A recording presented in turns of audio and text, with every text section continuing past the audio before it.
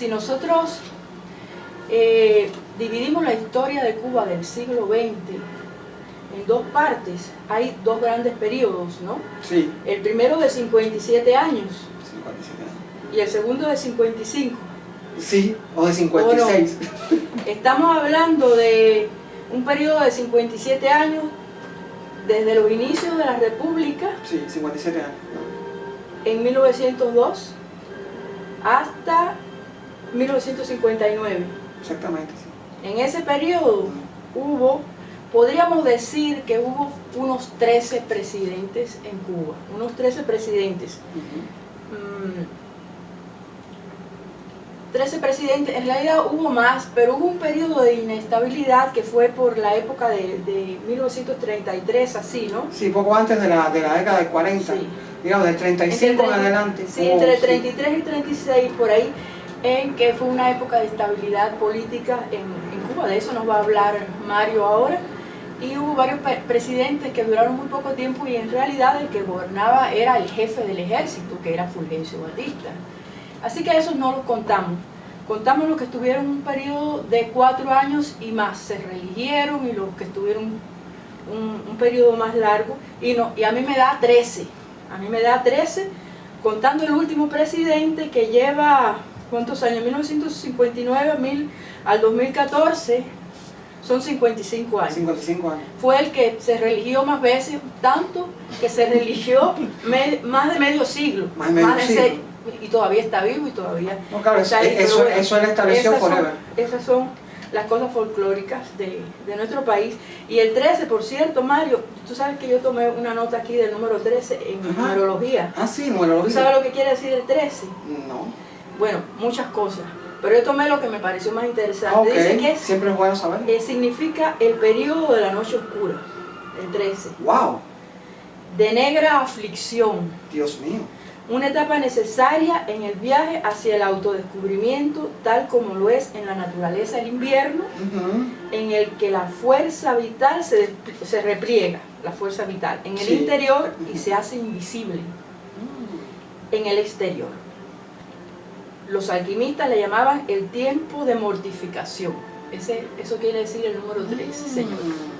Es muy interesante. Así que en otras tradiciones también se dice que en general, no solo el número 13, pero ese número 13 que corresponde a la historia de Cuba, ¿no? En ese aspecto, se corresponde con una era que los hindúes antiguamente llamaban el Kali Yuga, la era oscura. La era oscura, que supuestamente después va a venir otra, de que va a haber un alto nivel de conciencia y esas cosas, pero da la casualidad que la historia de Cuba es en uno de esos 13 presidentes, no sé por qué. 13 presidentes, dicen que las casualidades no existen. No, existe según Carl Jung, decía que era la sincronicidad.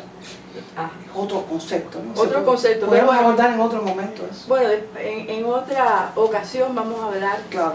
de esos temas de cuestiones de numerología, de cambio, pero bueno, que a nosotros nos gusta. Por supuesto, y le gustará a la gente que esté mirando esto. Exacto, y el que no le guste, bueno, pues puede esperar otros videos.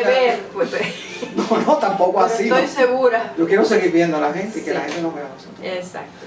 Pero vamos a hablar hoy no de los 13 presidentes, nada, vamos a hablar de 12, de los 12 a lo grande, acuérdense que eran más. Sí, esto es un recorrido de los 12 muy general. hasta 1959, un recorrido, ¿por qué? Para enmarcar la cronología, apuntes para una cronología de Ciego de Ávila, que es el primer capítulo de las obras completas del historiador cubano Adalberto Afonso Fernández, quien fue mi esposo. Durante 33 años hizo esta investigación, este apunte para una cronología de Ciego de Ávila. Es una cronología detallada, minuciosa, de todo lo que, desde 1538 a 1958, cuya fuente fueron los antiguos libros del ayuntamiento de la ciudad, los que se salvaron, porque cuando triunfó la revolución esos libros los echaron a las llamas y a los tanques de basura. ¿A las llamas y a los tanques de basura? Sí, quisieron destruirlo. Bueno, porque esas cosas ocurrieron al principio de la revolución, pero hubo 2 avileños que salvaron algunos libros. Qué bien. Y se lo llevaron para su casa, y entonces Álvaro Armengol Vera y Orestes Estrada Rodríguez.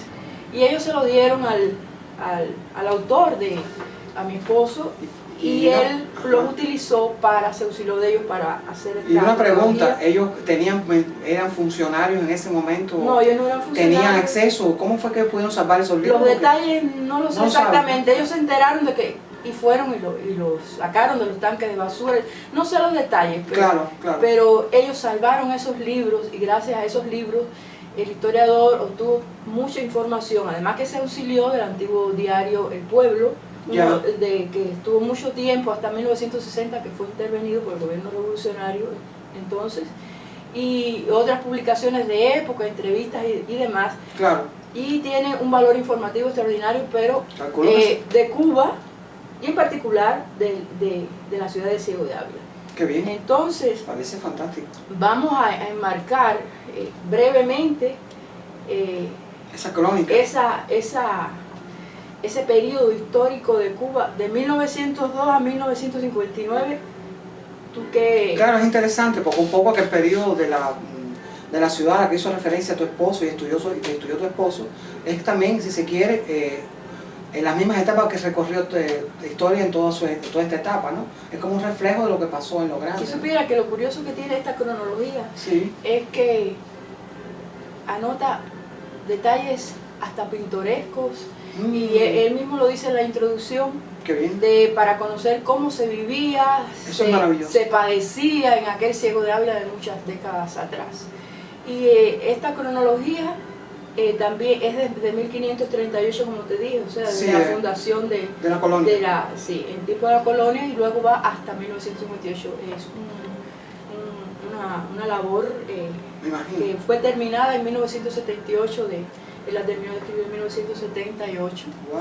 Y qué son bien. unas 200 páginas, ocupa el primer capítulo del tomo 1. Del tomo 1. Esto es una obra, señores, de 3 tomos, cada tomo de más de 600 páginas, donde están todas las investigaciones del autor en los 3 países donde vivimos, Cuba, Venezuela y España, y también hay un CD, un disco compacto, porque él incursionó en la música y también sus obras completas son el CD, con 9 melodías 2010, se llama él, y estos 3 tomos.